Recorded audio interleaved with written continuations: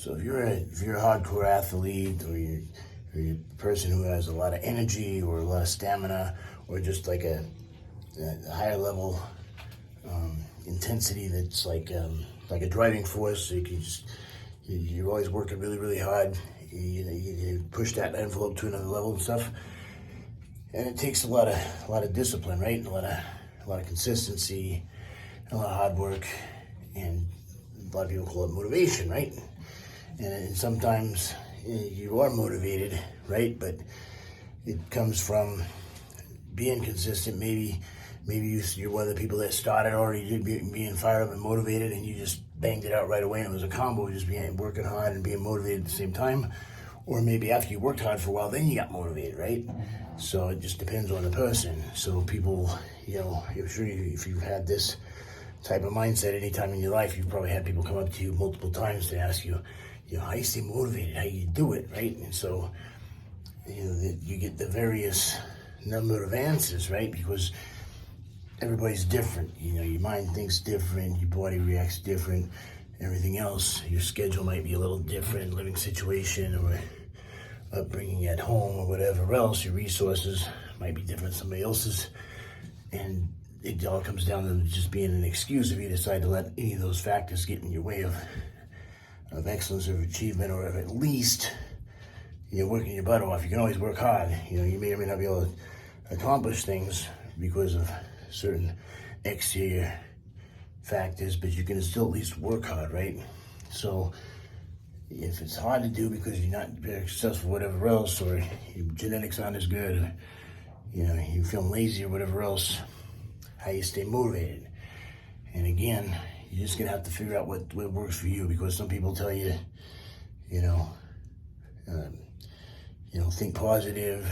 That only works when you're really focused, when you're very consciously competent at it. You want to get to the point where you're unconsciously competent at thinking that way, but that's because you got to feed your mind positive things all the time, because as soon as you feed it negative shit, then negativity is going to take over automatically, unconsciously, without even paying attention, noticing it. So you got to rewire your whole brain. That's going to take constantly feeding it the right material of who you hang around, who you listen to, and if you are in negative environments around negative people, you have to put on,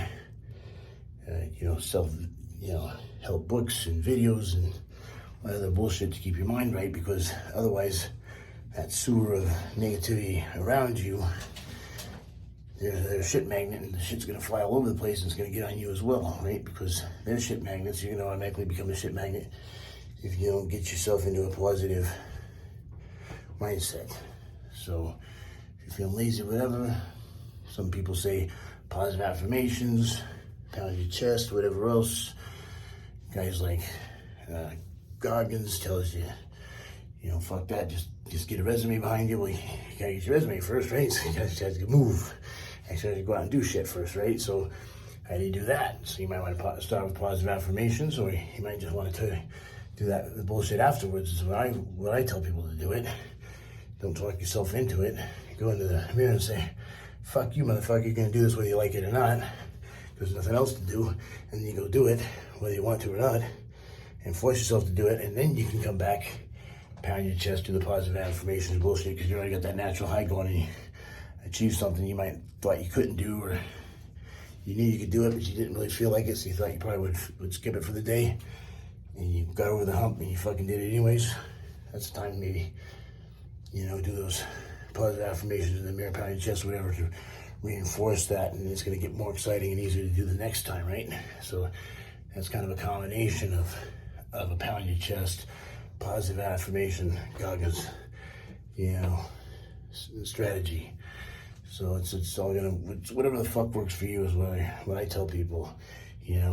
Whatever works for you, you gotta get your arsenal built up. Obviously, if you don't have a foundation, you gotta build one. And then once you have that foundation, now you're in a good spot, because now as information comes in from different experts, you take a little bit from each successful person, a champion, whatever else, you put it in your arsenal, and what works for you, use it. What doesn't work for you, you throw it away, right?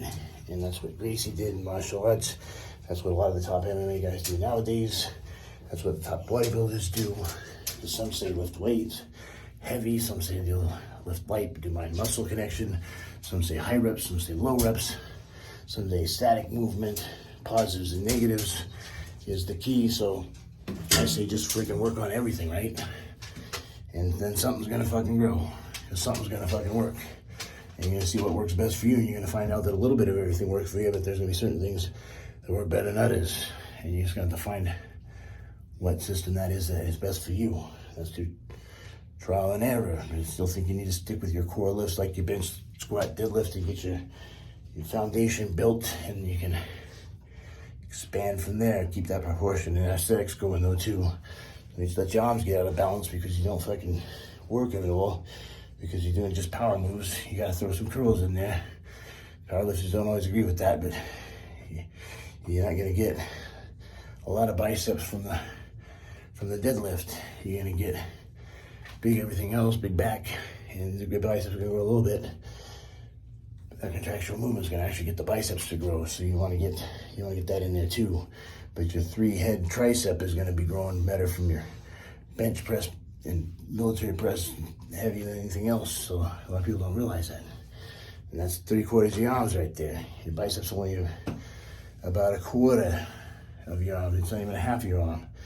Although you throw that bicep brachialis, and that's another thing altogether, to work a different movement that you don't get with triceps or biceps training. You better throw that in there. You're gonna lose at least 1/4 inch off your arms that you could have gained if you didn't fucking leave it out. So you better get those in, because you're gonna look like spaghetti arms from the side. You look good from the back, you look good from the front. You look like shit from the side because you don't do your hammer curls or whatever else that you do to get that little monkey bump on the side of the arm. You gotta train it, just like anything else.